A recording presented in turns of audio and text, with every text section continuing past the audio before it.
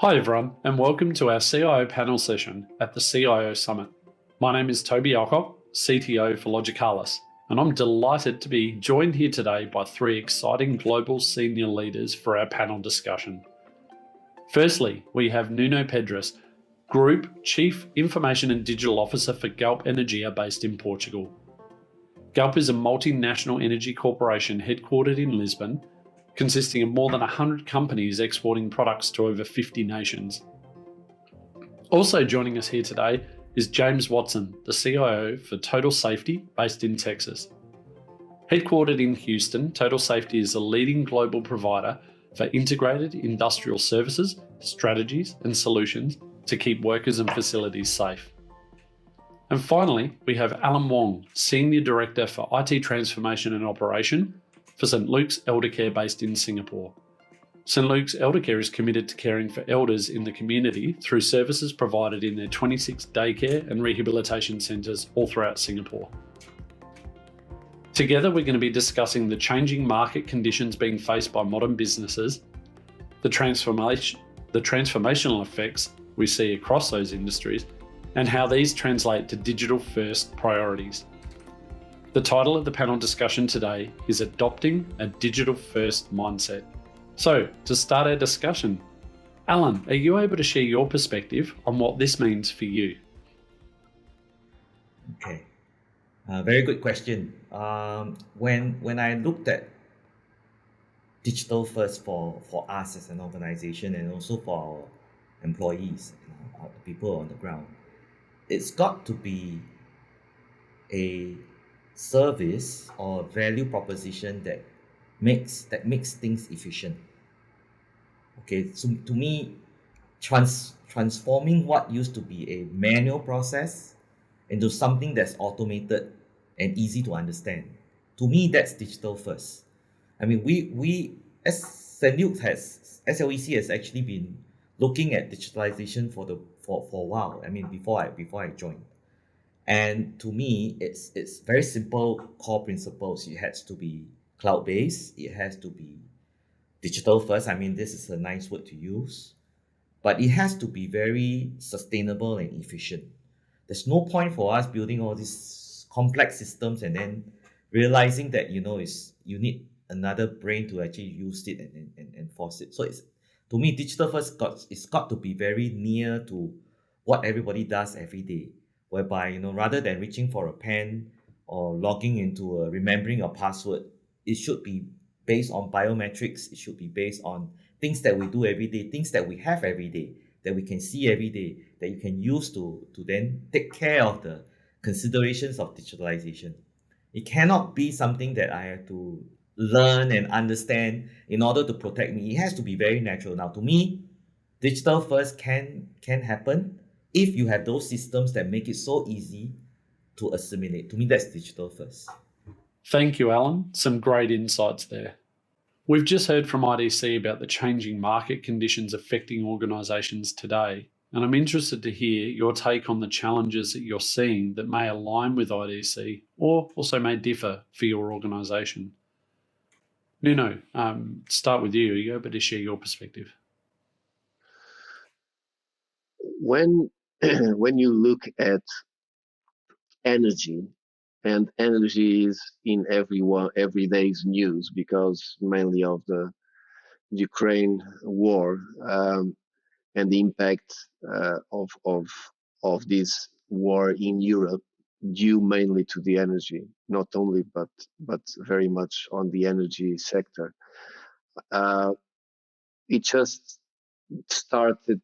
I think it just brought the discussions in a different level, deeper, mainly on how Europe should think about being autosufficient or not, etc., etc. But it has been a market in deep transformation for the past several years, with regulatory impositions, with technological developments, and I think with the decreasing costs of low carbon options that I believe will drive society to accelerate towards a cleaner future, and that's what everyone is expecting from this type of industry. reason why Galp wants not only to follow this trend, but to take an active role. And when we look at what IDC mentioned and being a transformational process and what are the main drivers and the main challenges, uh, of course, the challenge is within the technology sector, the whole thing, that the technology by itself it's a challenge because of the options, because of the maturity, because of the industry, but it differs from, of course, from industry to industry, and which you will have different challenges depending on where you are. And in the case of Galp, we want to continue being a top performer on everything that regards ESG metrics. Our decarbonization path that is underway, and we have, and I believe most of the companies, important companies, have done the same. Is what are the carbon reduction targets, and we have increased our 2030 targets, and every company, it is expected to have that those targets well defined, and almost a statement on where each company positions themselves on CO2 emissions, on these carbon reduction targets, and Galp is in there. But when you think about those targets, of course you need to know how are you going to get there, because it's not just by having this statement that you will get there. You really need to rethink the whole your company, your targets, the strategy, and everything that goes with. And digitalization, I think, goes hand in hand with sustainability, with those targets. And every industry has goals to achieve, and digitalization, I think, it's definitely a key. Companies have, I believe, to create a business model or business models that promote the decarbonization of the economy. They need to create sustainable value, and for that, at least, is the path that we did. We are always trying to anticipate risks in our operations. We maximize the opportunities.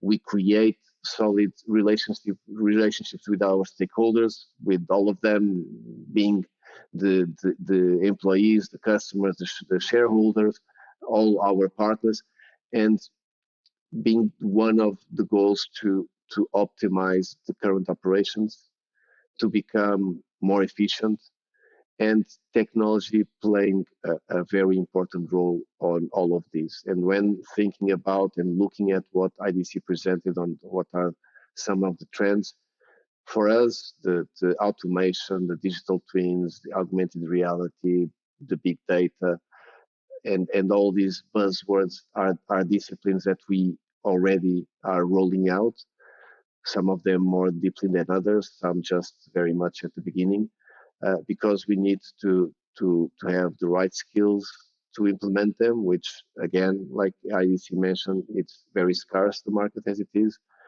But the market is also boiling on trying to find the next big thing on how can you differentiate yourself with your competition, and how can you get to those targets in an easy and more efficient and more quick way.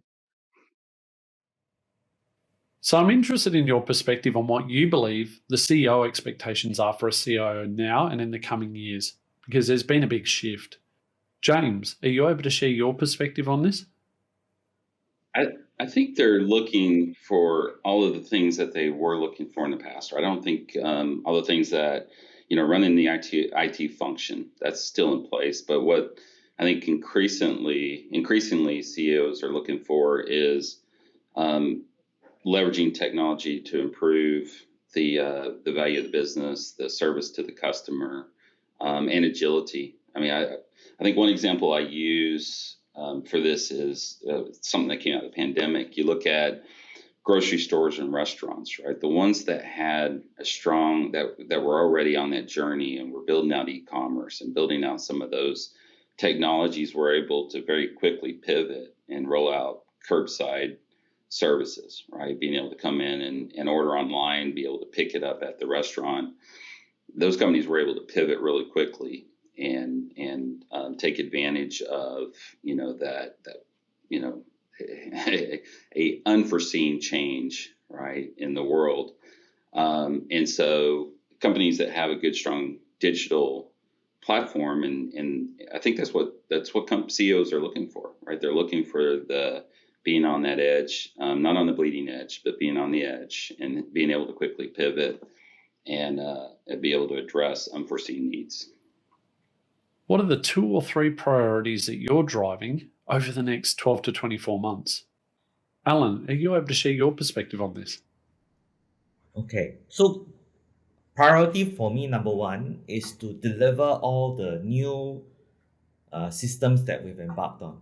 And it covers all the things you mentioned. We've come a full circle whereby we've actually identified, with the exception of one more, which is the CMMS. But we've been on and off that because from an on-prem to a cloud-based, and then I want now everything to link back to finance. We are now evaluating that, and I think we're down to the final vendor, and I think we'll get it. Now, once that's done, our roadmap is considered done.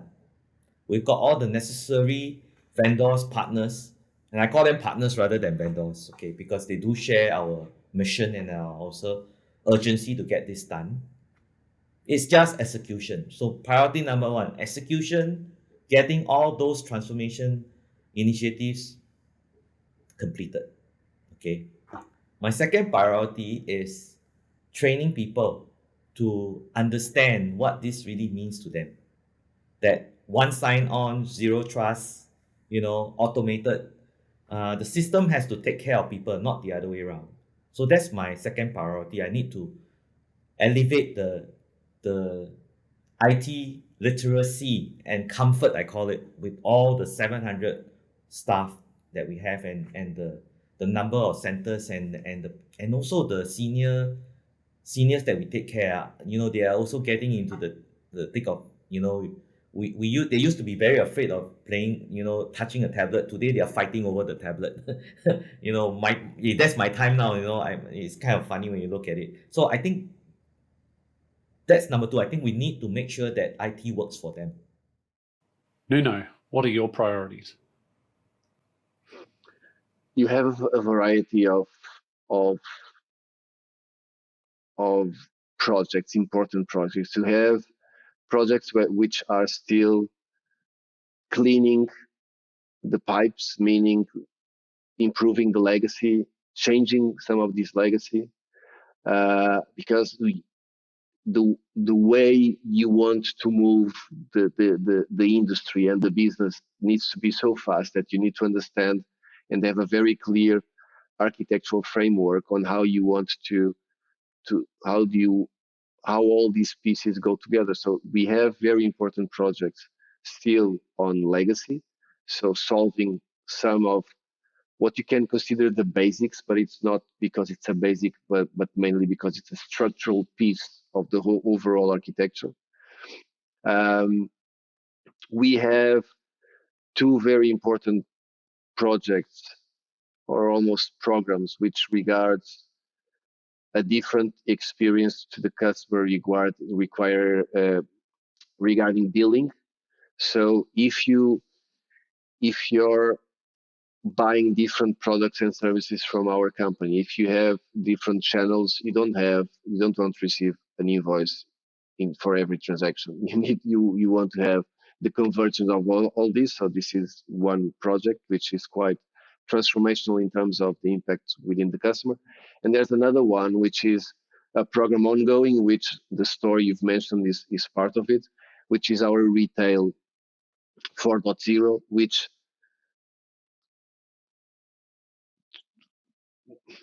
touches the very heart of all these transformations. So we rethink the electric vehicles, what will be the future of a gas station. It does need to, you need to kill the word gas. It's not a gas station, it's an energy station. So what does that mean? what is the type of experience people want to have, and how are you going to impact that journey where people will start consuming different things. They can come with bikes, with scooters, with electric vehicles, with hybrids, with a typical car. So you need to create this new way of doing retail, and that's a huge program. Which of course it will not end by the end of this year. It will end in some years time because we will do a journey that it will grow, and it will bring more and more capabilities and experiences to our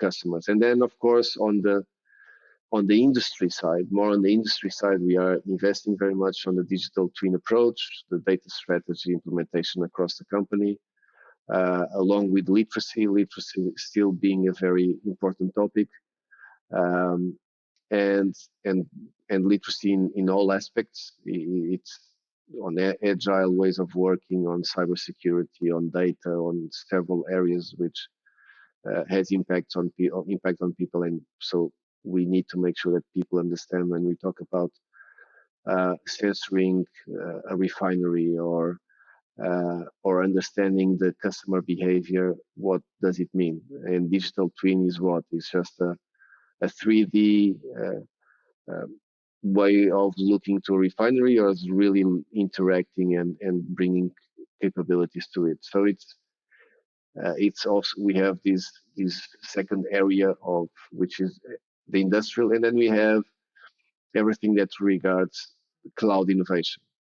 So not looking at cloud as an infrastructure subject, but rather with an application development way of thinking about cloud. It's application related, not infrastructure related. Thanks, Nuno. Really helpful there. James, how about you? Right now, those are the data warehouse, continuing to deliver and execute that. We're a global company, complex company with multiple systems, so that's transformational for us, being able to get all that information into one place and being able to provide insight and being able to proactively manage the business. So data warehouse by far is the first. Security is a never-ending project. We're continuing to look at our security stack all the time. And we've got security projects lined out to continue to improve and enhance that. And also focusing on incident response, making sure, we're ready if something happens, that we can quickly react and deal with it. And then the last one is just completing our cloud migration and improvements to our network. We've got a significant amount of locations that are in hard to reach areas, right? Where 5G, well, not even 5G, 4G is your best bet.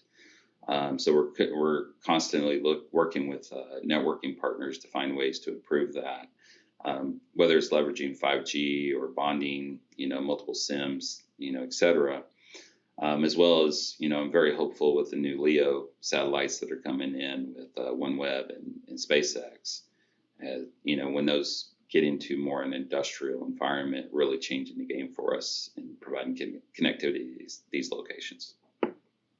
So what advice would you have for other CIOs that are on this call today on their digital first journey? Nuno, if we could have your perspective first. On the digital first journey, I think it's never small, the effort, and it always pays off, the effort on explaining, on literacy, on what is this of zero trust, what is this of AI. Everyone reads and hears that AI is the new generation of whatever, that it will change the whole world.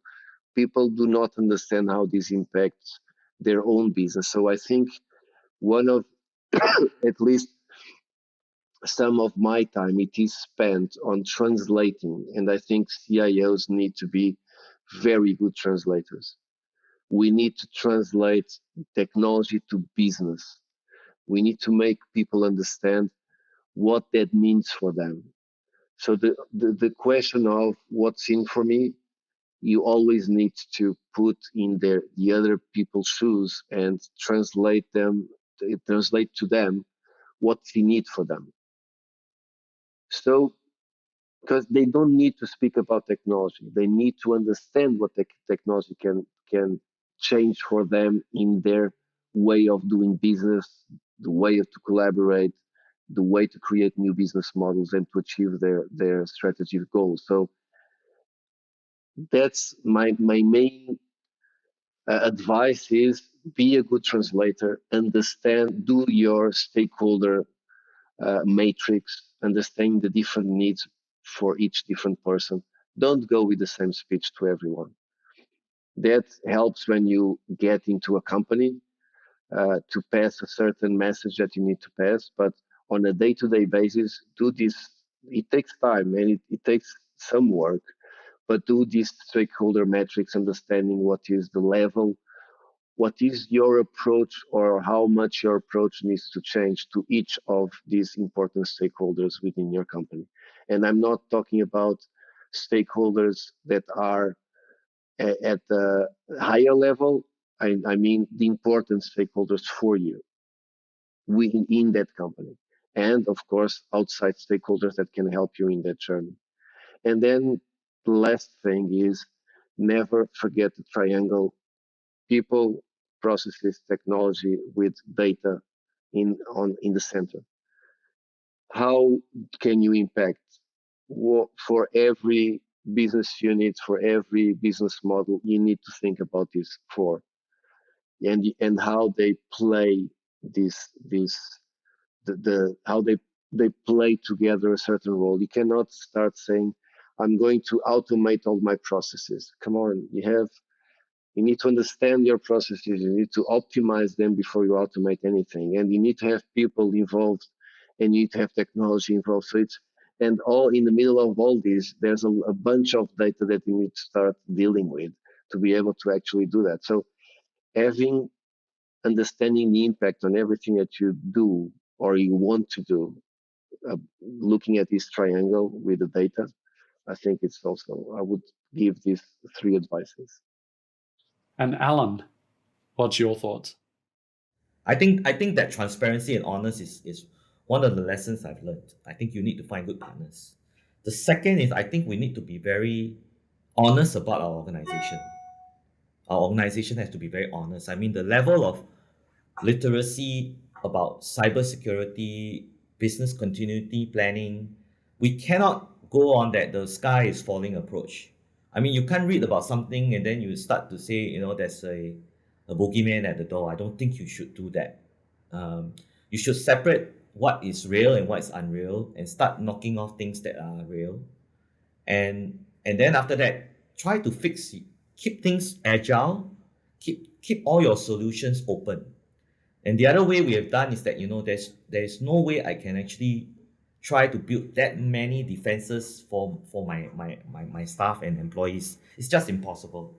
So I was sharing with you yesterday that we've adopted that we should embark on that zero trust and control the defense at the source.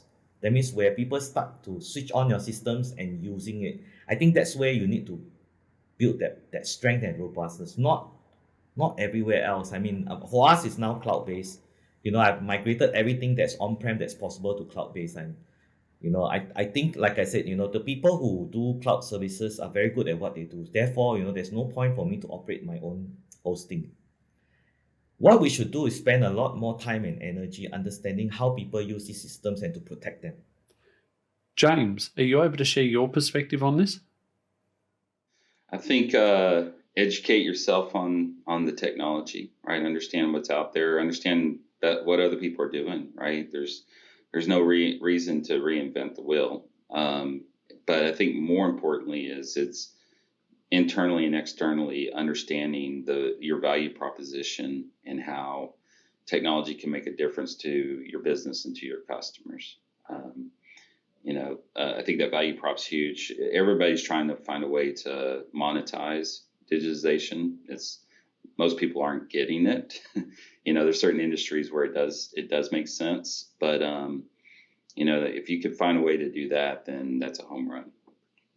Can I give you just one story, which I believe it explains why I mentioned hope? When I arrived to the company, the discredit on IT was huge, huge. And I remember visiting the general manager in Spain, and he was saying, "Look, IT basically, I'm sorry for the word, sucks. It's too much time. I have a time to market. You're not answering to that time to market. I have absolutely no hope on IT. So you're new. How can you give me hope?" And I told him, "Give me a challenge." And he gave me a challenge. I told him, "Okay, in 3 weeks, you have the first MVP." And the guy started laughing out loud, but really say, "You don't understand this company. You just arrived, right? It's impossible." And after 3 weeks, he had an MVP. And I remember having lunch with him, and he told me, "Look, for the first time in some years that I have within the company, IT gave me some hope." And that message, stuck in my head. Is thinking you need to give hope to people, understand their challenges, and sometimes it's just quick wins. And I don't like this phrase, but sometimes are small things that have huge impact. You don't need to create a data lake, super enterprise hub, whatever. Sometimes are very simple things, but that are very important to someone, to their business, which will have the right impact. Don't look just for the stars. Sometimes it's really small things, but think on how creating this hope. And this story stuck to me there, and I wanted to share because I think it was fun. Thank you all so much for your time here today. It's been a really fascinating discussion, and we've got a lot of really useful insights and tips for everyone attending. Now I'd like to hand back to Bob Balkowski to continue with the next session of our CIO Summit. Bob, over to you.